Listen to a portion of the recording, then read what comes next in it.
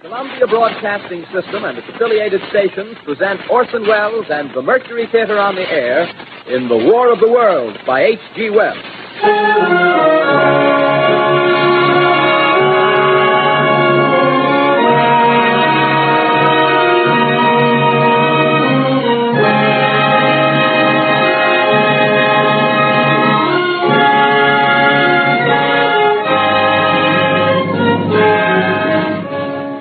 Ladies and gentlemen, the director of the Mercury Theater and star of these broadcasts, Orson Wells.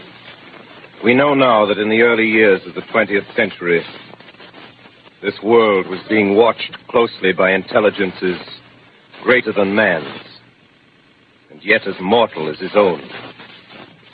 We know now that as human beings busied themselves about their various concerns, they were scrutinized and studied, perhaps almost as narrowly as a man with a microscope might scrutinize the transient creatures that swarm and multiply in a drop of water. With infinite complacence, people went to and fro over the earth about their little affairs, serene in the assurance of their dominion over this small, spinning fragment of solar driftwood, which by chance or design, man has inherited out of the dark mystery of time and space. Yet across an immense ethereal gulf, minds that are to our minds as ours are to the beasts in the jungle, intellects vast, cool, and unsympathetic, regarded this earth with envious eyes and slowly and surely drew their plans against us. In the 39th year of the 20th century came the Great Disillusionment. Near the end of October, business was better. The war scare was over. More men were back at work. Sales were picking up. On this particular evening, October 30th, the Crosley service estimated that 32 million people were listening in on radios. For the next 24 hours, not much change in temperature.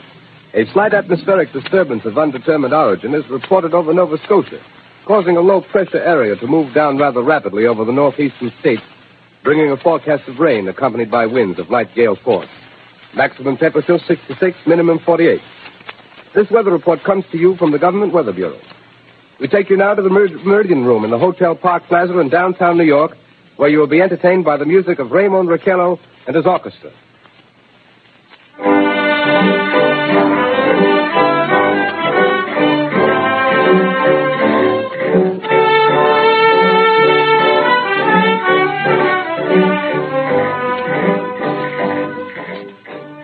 Good evening, ladies and gentlemen. From the Meridian Room in the Park Plaza Hotel in New York City, we bring you the music of Raymond Raquello and his orchestra. With a touch of the Spanish, Raymond Raquello leads off with La Comparsita.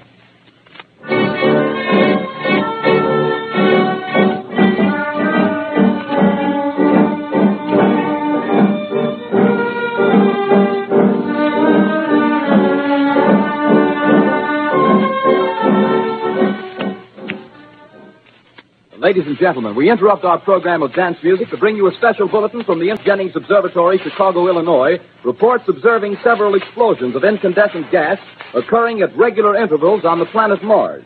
The spectroscope indicates the gas to be hydrogen and moving toward the Earth with enormous velocity. Professor Pearson of the observatory at Princeton confirms Farrell's observation and describes the phenomenon as, quote, like a jet of blue flame shot from a gun, unquote. We now return you to the music of Raymond Raquello, playing for you in the Meridian Room of the Park Plaza Hotel, situated in downtown New York.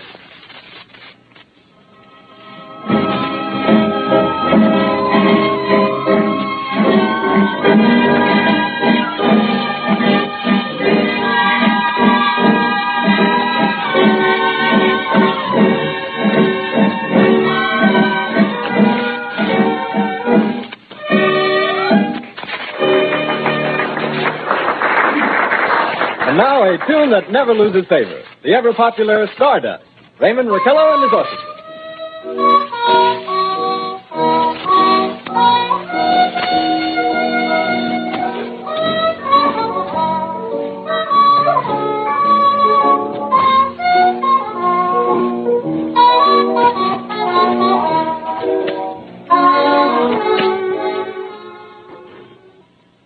Ladies and gentlemen, following on the news given in our bulletin a moment ago, the Government Meteorological Bureau has requested the large observatories of the country to keep an astronomical watch on any further disturbances occurring on the planet Mars.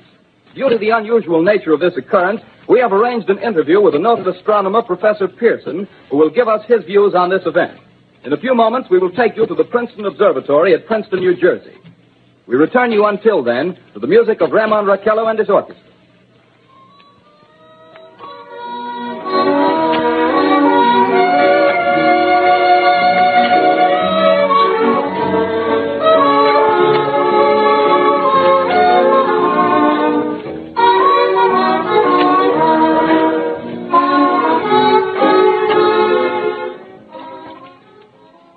We are ready now to take you to the Princeton Observatory at Princeton, where Carl Phillips, our commentator, will interview Professor Richard Pearson, famous astronomer.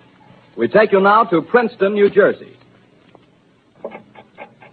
Good evening, ladies and gentlemen. This is Carl Phillips speaking to you from the observatory at Princeton.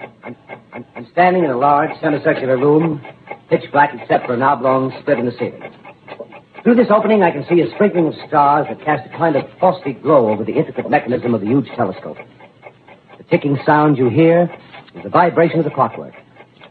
Professor Pearson stands directly above me on a small platform, peering through the giant lens. I'll ask you to be patient, ladies and gentlemen, during any delay that may arise during our interview. Besides the ceaseless watch of the heavens, Professor Pearson may be interrupted by telephone or other communications.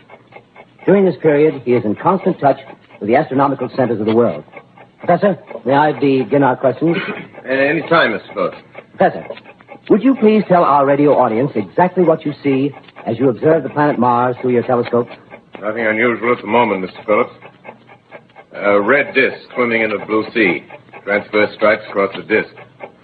Quite distinct now because Mars happens to be at the point nearest the Earth, in opposition, as we call it. In your opinion, what do these transverse stripes signify, Professor Pearson? Not canals, I can assure you, Mr. Phillips. They... Although that's the popular conjecture of those who imagine Mars to be inhabited. From a scientific viewpoint, the stripes are merely the result of atmospheric conditions peculiar to the planet. Then you're quite convinced, as a scientist, that living intelligence as we know it does not exist on Mars? I'd say the chances against it are 1,000 to 1. And yet, how do you account for these gas eruptions occurring on the surface of the planet at regular intervals? Phillips, I cannot account for it. By the way, Professor, for the benefit of our listeners, how far is Mars from the Earth? Approximately 40 million miles. Well, that seems a safe enough distance. Just a moment, ladies and gentlemen. Someone has just handed Professor Pearson a message. While he reads it, let me remind you that we are speaking to you from the observatory in Princeton, New Jersey, where we are interviewing the world-famous astronomer, Professor Pearson. One moment, please. Professor Pearson has passed me a message which he has just received. Professor, may I read the message to the listening audience? Certainly, Mr. Phillips. Ladies and gentlemen, I shall read you a wire addressed to Professor Pearson from Dr. Gray of the Natural History Museum, New York. Quote, 9:15 p.m. Eastern Standard Time. Seismograph registered shock of almost earthquake intensity occurring within a radius of 20 miles of Princeton. Please investigate. Signed, Lloyd Gray, Chief of Astronomical Division. Unquote. Professor Pearson, could this occurrence possibly have something to do with the disturbances observed on the planet Mars? Hardly, Mr. Phillips. This is probably a meteorite of unusual size, and its arrival at this particular time is merely a coincidence. However, we shall conduct a search as soon as daylight permits. Thank you, Professor. Ladies and gentlemen, for the past 10 minutes, we've been speaking to you from the observatory at Princeton, bringing you a special interview with Professor Pearson, noted astronomer. This is Carl Phillips speaking. We are returning you now to our New York studio.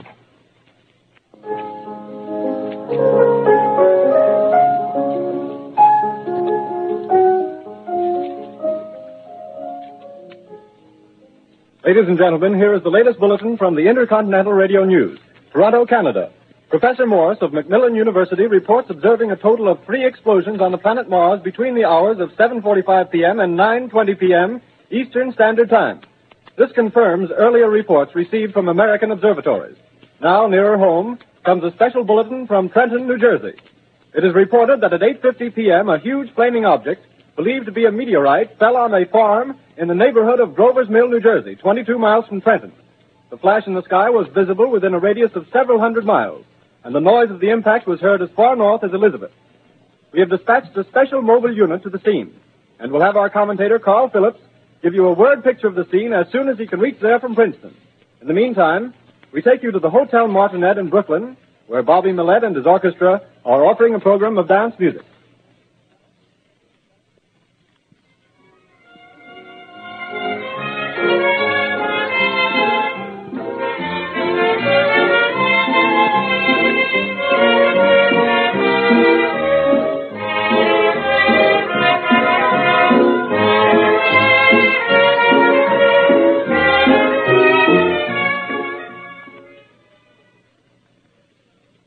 We take you now to Grover's Mill, New Jersey.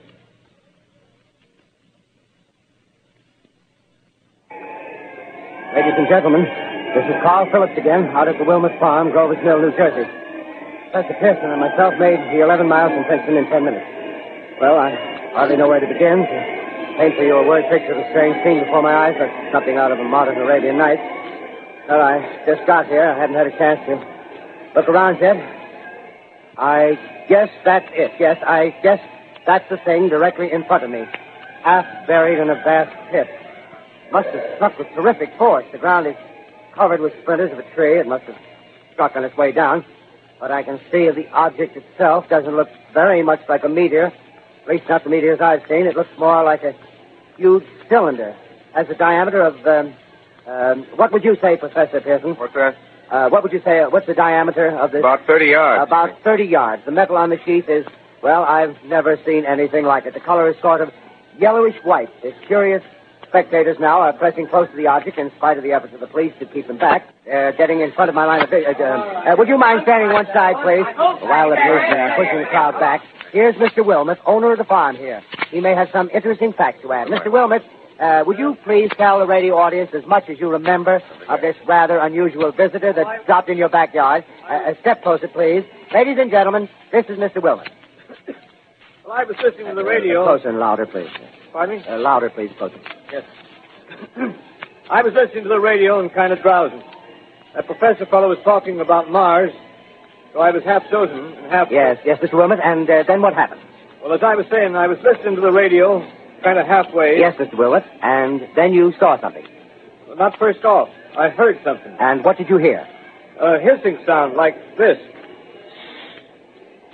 Kind of like a 4th of July rocket. Yes, then what? I turned my head out the window and would have sworn I was asleep and dreaming. Yes? I seen a kind of greenish streak and then zingo. Something smacked the ground, knocked me clear out of my chair. Well, were you frightened, Mr. Wilmot? Well, I ain't quite sure. I reckon I was kind of riled. Well, thank you, Mr. Wilmot. Thank you very much. Yeah, you want me to tell No, that's some quite more? all right. That's plenty. Ladies and gentlemen, you've just heard Mr. Wilmot, owner of the farm where this thing has fallen. I wish I could convey the atmosphere, the background of this fantastic scene. Hundreds of cars are parked in the field in back of us, and the police are trying to rope off the roadway leading into the farm, but it's no use. They're breaking right through. The car's headlights throw an enormous spotlight on the pit where the object's half buried. Now, some of the more daring souls now are venturing near the edge. Their silhouettes stand out against the metal sheet. One man wants to touch the thing. He's having an argument with the policeman. Now, the policeman wins. Now, ladies and gentlemen, there's something I haven't mentioned in all this excitement, but it's becoming more distinct. Perhaps you've caught it already on your radio. Listen, please. Do you hear it? It's a curious humming sound that seems to come from inside the object. I'll move the microphone nearer. Here. Now, we're not more than 25 feet away. Can you hear it now? Professor Pearson. Yes, sir. Can you tell us the meaning of that scraping noise inside the thing? Possibly the unequal cooling of its surface. I say, do you still think it's a meteor, Professor? I don't know what to think. The metal casing is definitely extraterrestrial. Not found on this Earth. Friction with the Earth's atmosphere usually tears holes in a meteorite. This thing is smooth, and you can see it's cylindrical Just a minute. shape. Something's happening. Ladies and gentlemen, this is terrific. This end of the thing is beginning to flake off. The top is beginning to rotate like a screw, and the thing must be hollow. He's moving. Keep back there. Keep back there. Keep those men back. Keep back there. Keep those idiots back. Take off. The top's loose. Look out there. Stand back. Ladies and gentlemen, this is the most terrifying thing I've ever witnessed. Wait a minute. Someone's calling someone or something. I can see peering out of that black hole two luminous discs. The eyes, it might be a face, might be almost Good heavens. Something wriggling out of the shadow like a gray snake. Now it's another one and another one and another one. They look like tentacles to me. Oh, yeah, I can see the thing's body now. It's large as a bear. It glistens like wet leather, but that face, ladies and gentlemen, it's indescribable. I can hardly force myself to keep looking at it. It's so awful. The eyes are black and they gleam like a serpent. The mouth is a kind of V shape with saliva dripping from its rimless lips. It seems to quiver and pulsate, and the monster or whatever it is can hardly move. It seems weighed down by possibly gravity or something. The thing's rising up now, and the cloud falls back. It seems plenty. The most extraordinary experience, ladies and gentlemen. I can't find words. Well, I'll pull this microphone with me as I talk. I'll have to stop the description until I can take a new position. Hold on, will you, please? I'll be right back in a minute.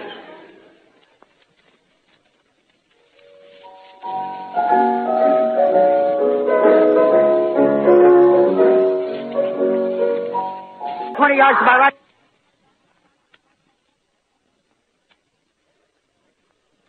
Ladies and gentlemen, due to circumstances beyond our control, we are unable to continue the broadcast from Grover's Mill. Evidently, there's some difficulty with our field transmission. However, we will return to that point at the earliest opportunity. In the meantime, we have a late bulletin from San Diego, California. Professor Indelkoffer, speaking at a dinner of the California Astronomical Society, expressed the opinion that the explosions on Mars are undoubtedly nothing more than severe volcanic disturbances on the surface of the planet. We continue now with our piano interlude.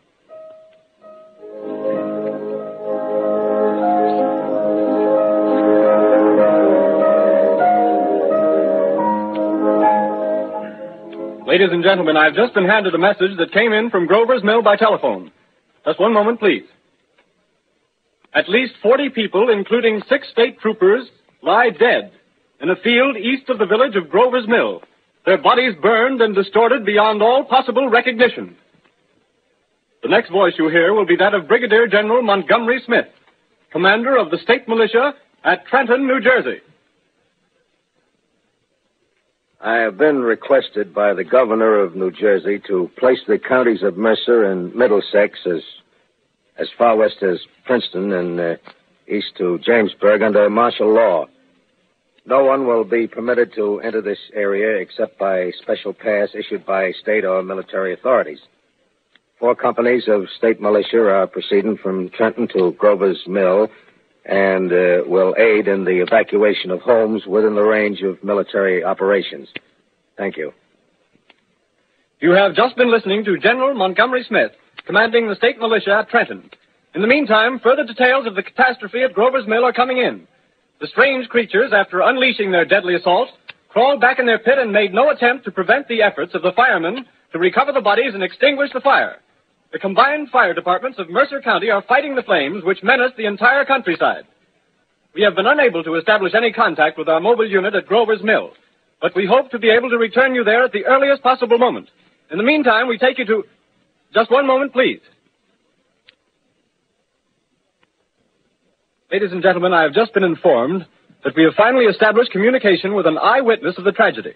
Professor Pearson has been located at a farmhouse near Grover's Mill, where he has established an emergency observation post. As a scientist, he will give you his explanation of the calamity. The next voice you hear will be that of Professor Pearson, brought to you by direct wire. Professor Pearson. Of the creatures in the rocket cylinder at Grover's Mill, I can give you no authoritative information, either as to their nature, their origin, or their purposes here on Earth. Of their destructive instrument, I might venture some conjectural explanation. For want of a better term, I shall refer to the mysterious weapon as a heat ray. It's all too evident that these creatures have scientific knowledge far in advance of our own. It's my guess that in some way they are able to generate an intense heat in a chamber of practically absolute non-conductivity.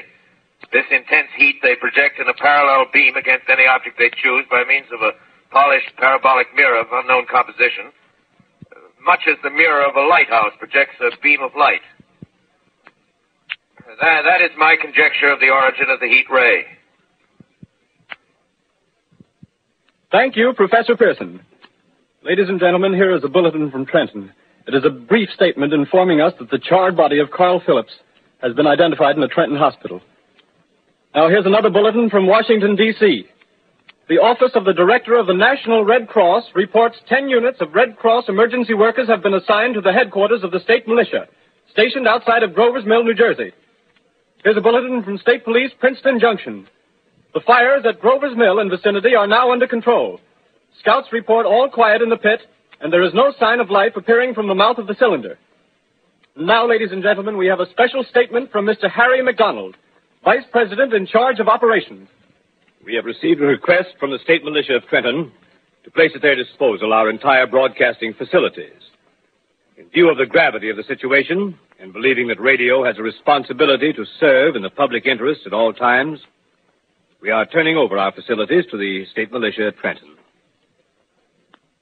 We take you now to the field headquarters of the state militia near Grover's Mill, New Jersey.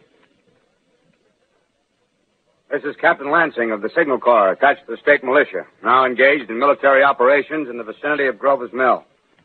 Situation arising from the reported presence of certain individuals of unidentified nature is now under complete control. The cylindrical object, which lies in a pit directly below our position, surrounded on all sides by 8 battalions of infantry, without heavy field pieces, but adequately armed with rifles and machine guns. All cause for alarm, if such cause ever existed, is now entirely unjustified. Things, whatever they are, do not even venture to poke their heads above the pit. I can see their hiding place plainly in the glare of the searchlights here. With all their reported resources, these creatures can scarcely stand up against heavy machine gun fire. Anyway, it's an interesting outing for the troops. I can make out their khaki uniforms crossing back and forth in front of the lights. Looks almost like a real war.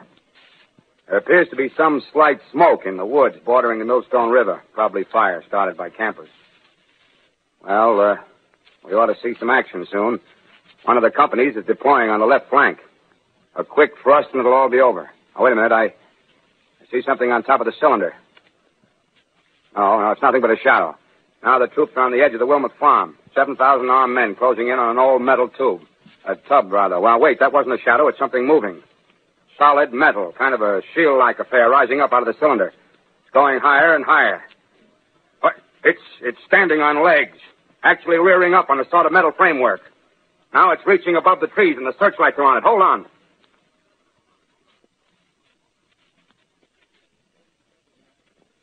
Ladies and gentlemen, I have a grave announcement to make.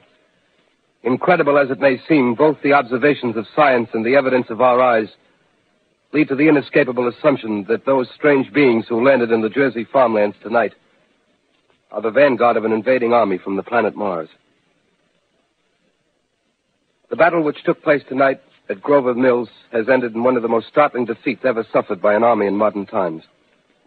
7,000 men armed with rifles and machine guns pitted against a single fighting machine of the invaders from Mars. 120 known survivors. The rest strewn over the battle area from Grover's Mill to Plainsboro, crushed and trampled to death under the metal feet of the monster, or burned to cinders by its heat ray. The monster is now in control of the middle section of New Jersey and has effectively cut the state through its center. Communication lines are down from Pennsylvania to the Atlantic Ocean. Railroad tracks are torn and service from New York to Philadelphia discontinued, except routing some of the trains through Allerton and Phoenixville. Highways to the north, south, and west are clogged with frantic human traffic. Police and army reserves are unable to control the mad flight. By morning, the fugitives will have swelled Philadelphia, Camden, and Trenton. It is estimated to twice their normal population. Martial law prevails throughout New Jersey and eastern Pennsylvania. At this time, we take you to Washington for a special broadcast on the national emergency. The Secretary of the Interior. Citizens of the nation, I shall not try to conceal the gravity of the situation that confronts the country, nor the concern of your government in protecting the lives and property of its people. However, I wish to impress upon you, private citizens and public officials, all of you, the urgent need of calm and resourceful action.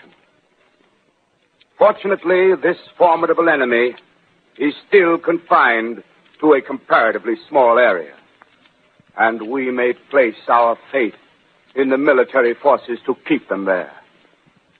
In the meantime, placing our faith in God, we must continue the performance of our duties, each and every one of us, so that we may confront this destructive adversary with a nation united, courageous, and consecrated to the preservation of human supremacy on this earth. I thank you. You have just heard the Secretary of the Interior speaking from Washington. Bulletins too numerous to read are piling up in the studio here. We're informed that the central portion of New Jersey is blacked out from radio communication due to the effect of the heat ray upon power lines and electrical equipment. Here's a special bulletin in New York. Cables have been received from English, French, and German scientific bodies offering assistance.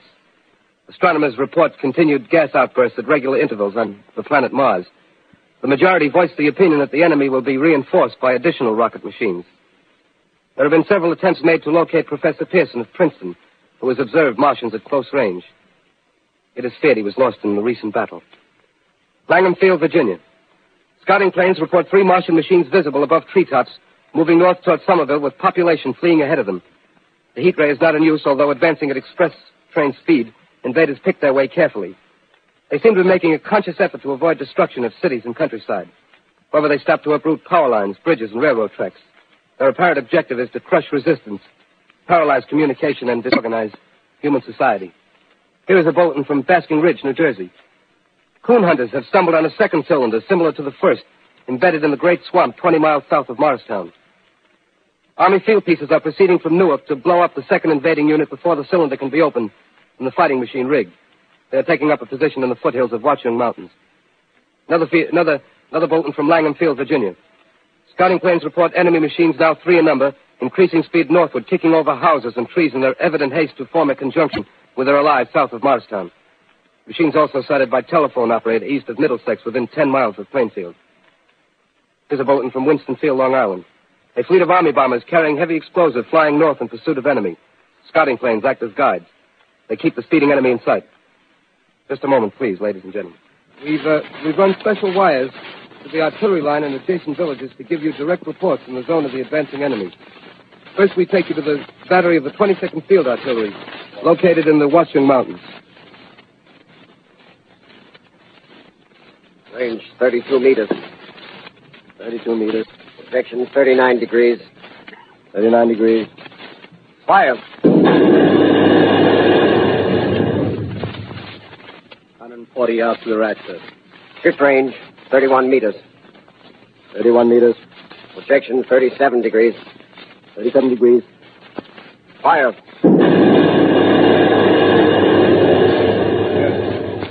Hit, sir. Got the tripod of one of them. They're stopped. The others are trying to repair it. Quick, get the range. Shift 30 meters. 30 meters. Projection 27 degrees. 27 degrees. Fire.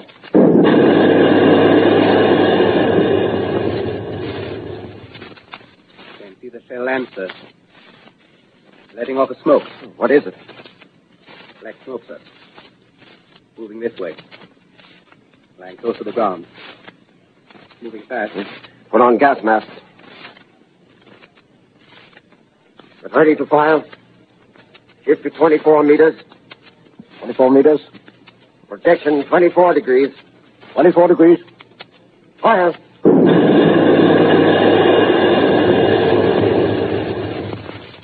Still can't see, sir. Smoke's coming nearer. Get the range. 23 meters. 23 meters. 23 meters. 22 degrees. 22 degrees.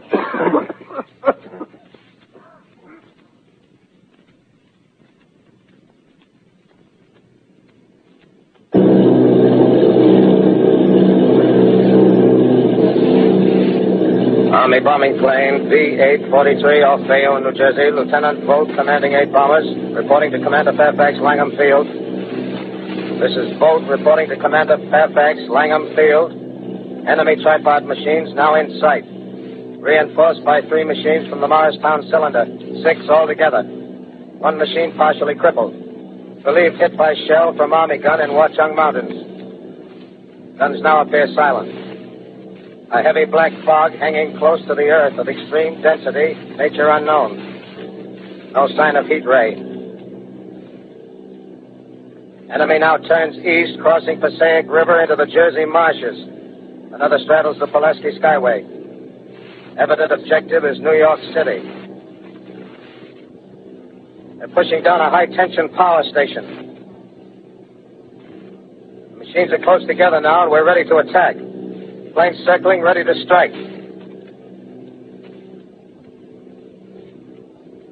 1,000 yards, and we'll be over the first.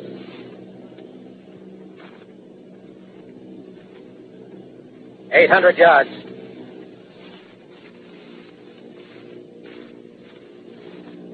$600.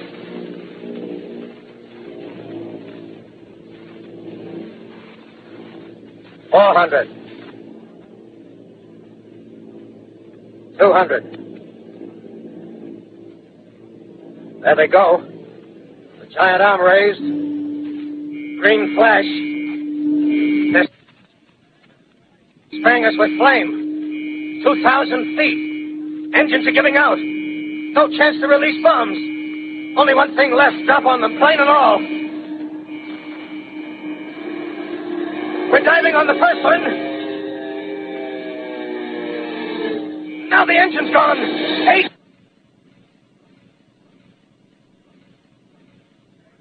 This is Bayonne, New Jersey, calling Langham Field. This is Bayonne, New Jersey, calling Langham Field. Come in, please. This is Langham Field. Go ahead. 8 Army bombers in engagement with enemy tripod machines over Jersey Flats. Engines incapacitated by heat ray. All crashed. 1 enemy machine destroyed.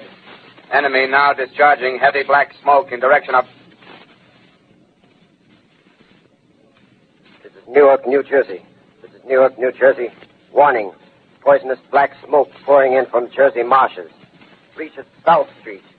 Gas masks useless. Urge population to move into open spaces. Automobiles use routes 7, 23, 24. Avoid congested areas. Smoke now spreading over Raymond Boulevard.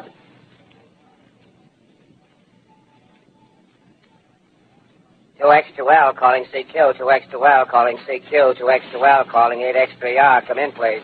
This is 8X3R coming back at 2X2L. How's reception? How's reception?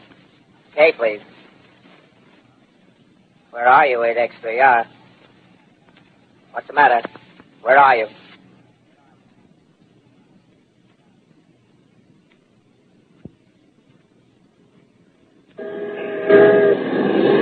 I'm speaking from the roof of Broadcasting Building. I'm speaking from the roof of Broadcasting Building, New York City. The bells you hear are ringing to warn the people to evacuate the city as Martians approach. Estimated in the last 2 hours, 3 million people have moved out along the roads to the north. Hutchison River Parkway is still kept open for motor traffic. Avoid bridges to Long Island, hopelessly jammed. All communication with Jersey Shore closed 10 minutes ago. No more defenses. Our army is wiped out. Artillery, Air Force, everything wiped out. This may be the last broadcast. We'll stay here to the end. People are holding service here below us in the cathedral. Now I look down the harbor, all manner of boats, overloaded with fleeing population pulling out from docks. Streets are all jammed. Noise and crowds like New Year's Eve in city. Wait a minute. The enemy is now in sight above the Palisades. Five great machines. First one is crossing the river. I can see it from here, wading the Hudson like a man wading through a brook. A bulletin is handed me. Martian cylinders are falling all over the country. One outside of Buffalo, one in Chicago, St. Louis. Seem to be time and space. Now the first machine reaches the shore. He stands watching, looking over the city. The steel cowlish head is even with the skyscrapers. He waits for the others. They rise like a line of new towers on the city's west side. Now they're lifting their metal hands. This is the end now.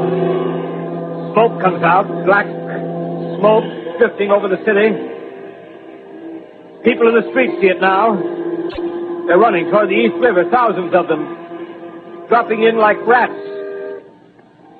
Now the smoke's spreading faster. It's reached Times Square. People are trying to run away from it, but it's no use. They're falling like flies. Now the smoke's crossing 6th Avenue. 5th Avenue. 100 yards away.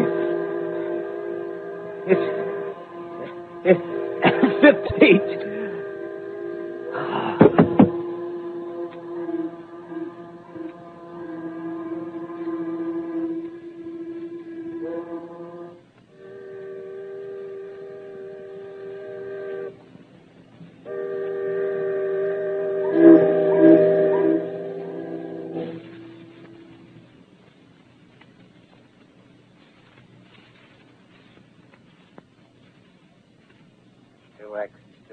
Calling, say kill. 2X2L calling, say kill. 2X2L calling, say kill, New York.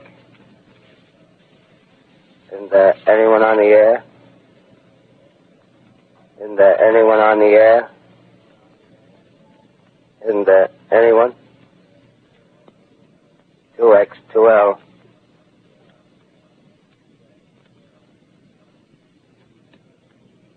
You are listening to a CBS presentation of Orson Wells and the Mercury Theater on the Air in an original dramatization of The War of the Worlds by H.G. Wells. The performance will continue after a brief intermission. This is the Columbia Broadcasting System. The War of the Worlds by H.G. Wells, starring Orson Wells and the Mercury Theater on the Air.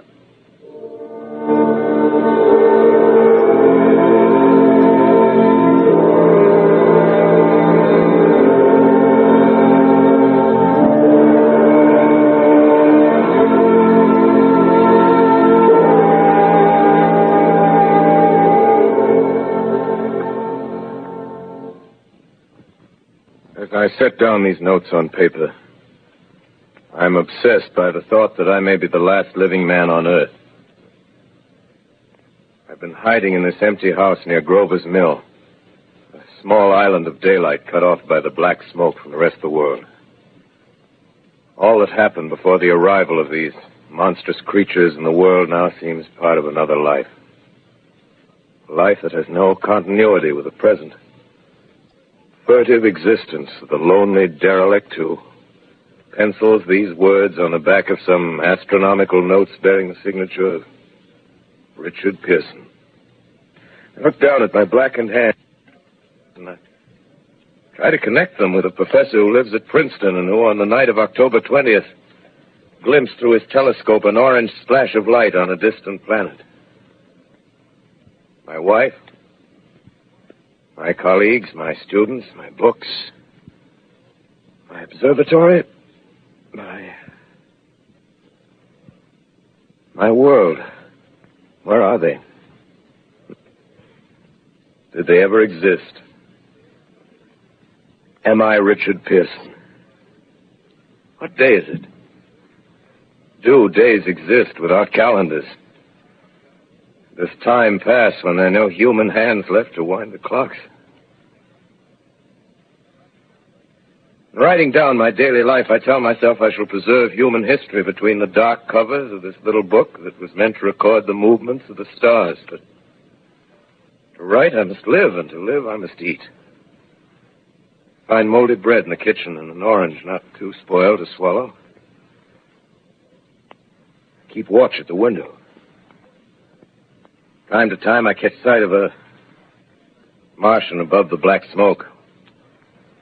The smoke still holds the house in its black coil, but at length there's a hissing sound, and suddenly I see a Martian mounted on his machine, spraying the air with a jet of steam as if to dissipate the smoke. I watch in a corner as his huge metal legs nearly brush against the house. Exhausted by terror, I fall asleep. Morning. Sun streams in the window. The black cloud of gas is lifted, and the scorched meadows to the north look as though a black snowstorm had passed over them. I venture from the house. I make my way to a road, no traffic. Here and there, a wrecked car, baggage overturned, a blackened skeleton. Push on north.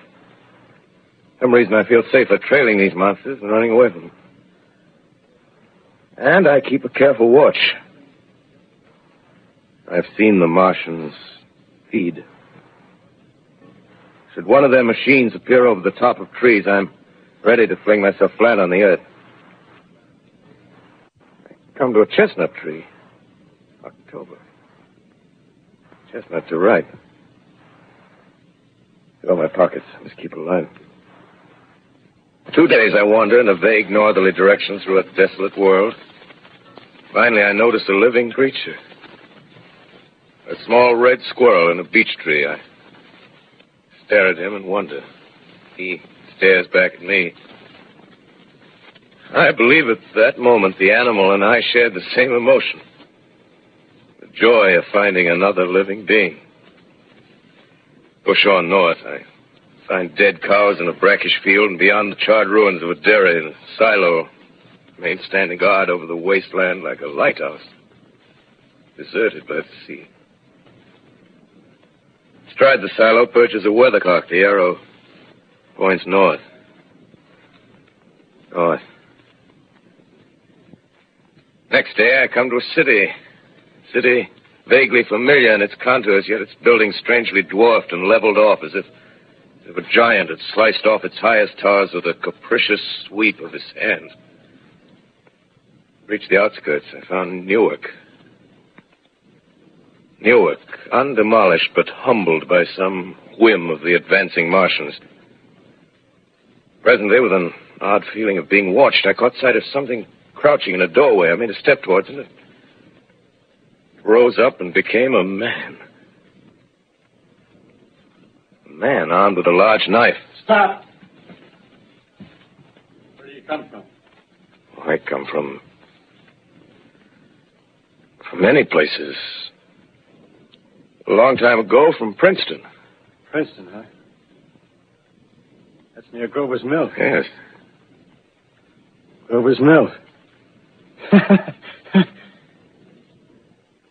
There's no food here. This is my country. All this end of town down the river. There's only food for one. Which way are you going? I don't know. I guess I'm looking for people. Hey, what was that? Did you hear something just then? No. Only a bird. A live bird. Yeah. You get to know that birds have shadows these days. Hey, we're in the open here. Let's crawl in this doorway here and talk. Have you seen any Martians? No. They're gone over to New York. Night, the sky's alive with their lights, just as if people were still living in it. By daylight, you can't see them. 5 days ago, a couple of them carried something big across the flats from the airport. I think they're learning how to fly. Fly? Yeah, fly. Then it's all over with humanity. Stranger, there's still you and I. 2 of us left. Yeah. They got themselves in solid. They wrecked the greatest country in the world. Those green stars, they're probably falling somewhere every night. They've only lost one machine. There isn't anything to do. We're done. We're licked. Where were you? You're in a uniform. Yeah, what's left of it. I was in the militia. National Guard. That's good. There wasn't any war. any more than there's war between men and ants. Yes, but we're eatable ants. I found that out. What'll they do to us? I thought it all out. Right now, we're caught as we're wanted. A Martian only has to go a few miles to get a crowd on the run. But they won't keep on doing that. They'll begin catching us systematic, like keeping the best and storing us in cages and things. They haven't begun on us yet. Not begun? Not begun. All that's happened so far is because we don't have sense enough to keep quiet. Bothering them with guns and such stuff and losing our heads and rushing off in crowds. Now, instead of our rushing around blind, we got to fix ourselves up according to the way things are now. Cities, nations, civilization, progress. Yes, but if that's so, what is there to live for? Well, there won't be any more concerts for 1,000,000 years or so, and no nice little dinners at restaurants. If it's amusement you're after, I guess the game's up. What is there left? Life, that's what. I want to live. Yeah, and so do you. We're not going to be exterminated. And I don't mean to be caught either. Tamed and fattened and bred like an ox. What are you going to do? I'm going on. Right under their feet. I got a plan. We men as men, we're finished. We don't know enough. We got to learn plenty before we got a chance. We've got to live and keep free while we learn, see? I've thought it all out, see? Well, tell me the rest.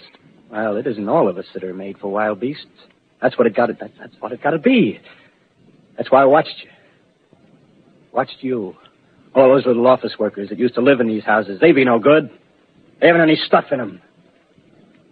They used to run off to work. I've seen hundreds of them running to catch their commuter's train in the morning, afraid they'd get canned if they didn't. Running back at night, afraid they wouldn't be in time for dinner. Lives insured and a little invested in case of accidents. Yeah, and on Sundays, worried about the hereafter. Well, the Martians, they'll be a godsend for those guys. Nice roomy cages, good food, careful breeding, no worries. Yeah, after a week or so of chasing around the fields on empty stomachs, they'll come and be glad to be caught. You've thought it all out, haven't you? Sure, you bet I have. That isn't all. These Martians are going to make pets of some of them. Train them to do tricks. Who knows, get sentimental over the pet boy who grew up and had to be killed.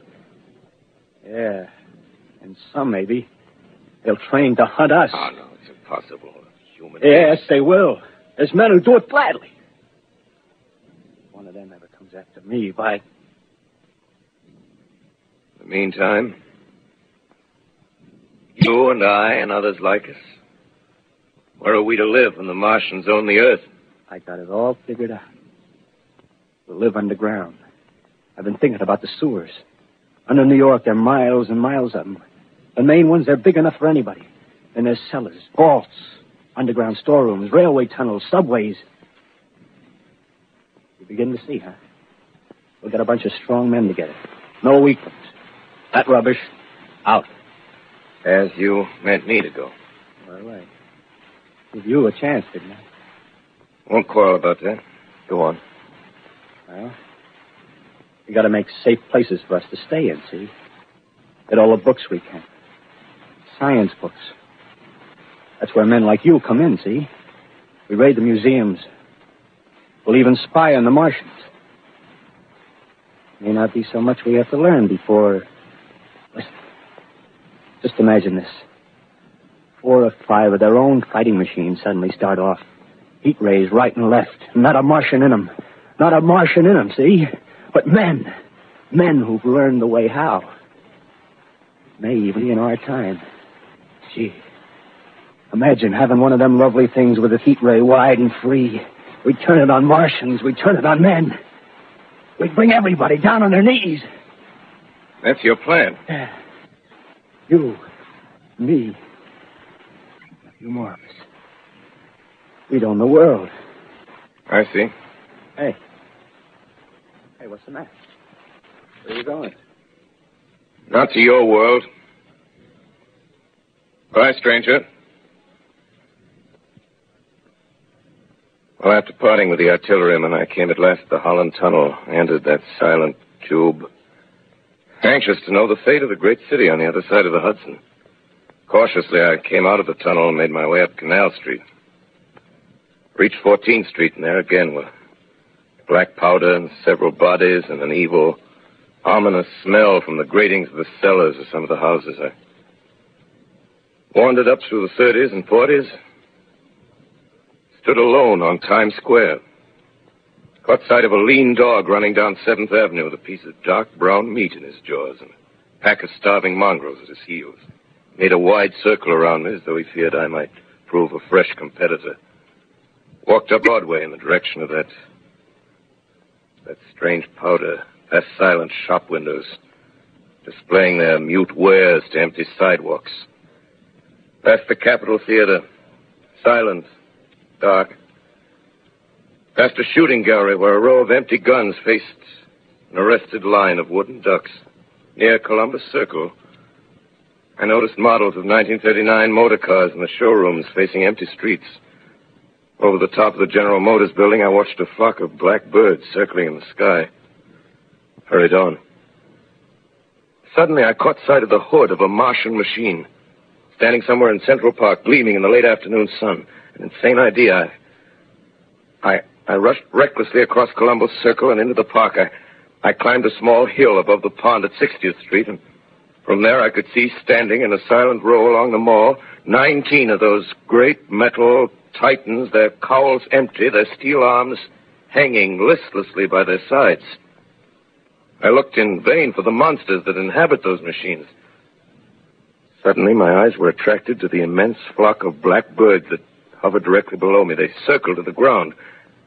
And there before my eyes, stark and silent, lay the Martians with the hungry birds pecking and tearing brown shreds of flesh from their dead bodies. Later, when their bodies were examined in laboratories, it was found that they were killed by the putrefactive and disease bacteria against which their systems were unprepared. Slain, after all, man's defenses had failed by the humblest thing that God, as wisdom, has put upon this earth.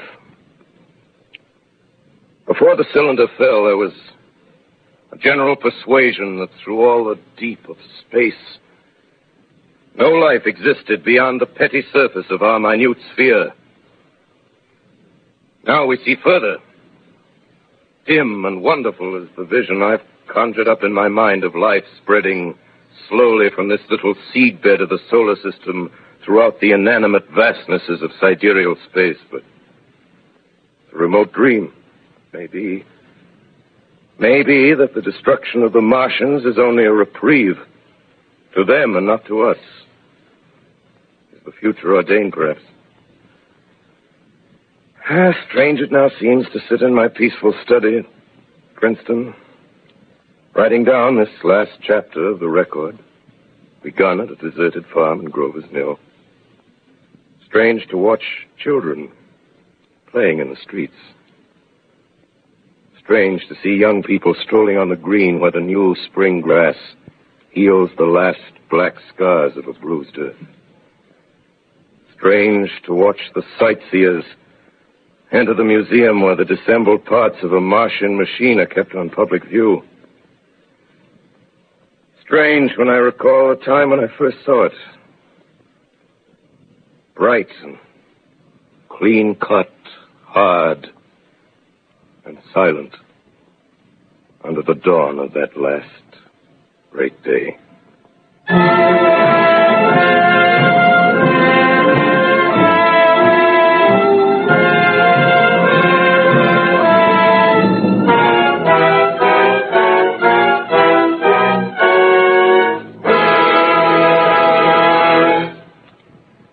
This is Orson Wells, ladies and gentlemen. Out of character, to assure you that the War of the Worlds has no further significance than as the holiday offering it was intended to be. The Mercury Theater's own radio version of dressing up in a sheet and jumping out of a bush and saying boo. Starting now, we couldn't soap all your windows and steal all your garden gates. By tomorrow night, so we did the best next thing. We annihilated the world before your very ears and utterly destroyed the CBS. You will be relieved, I hope, to learn that we didn't mean it, and that both institutions are still open for business. So goodbye, everybody, and remember, please, for the next day or so, the terrible lesson you learned tonight. that grinning, glowing, globular invader of your living room is an inhabitant of the pumpkin patch, and if your doorbell rings and nobody's there, that was no Martian. It's Halloween.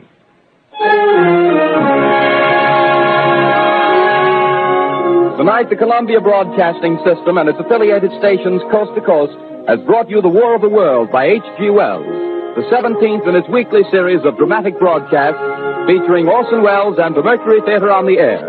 Next week, we present a dramatization of 3 famous short stories. This is the Columbia Broadcasting System.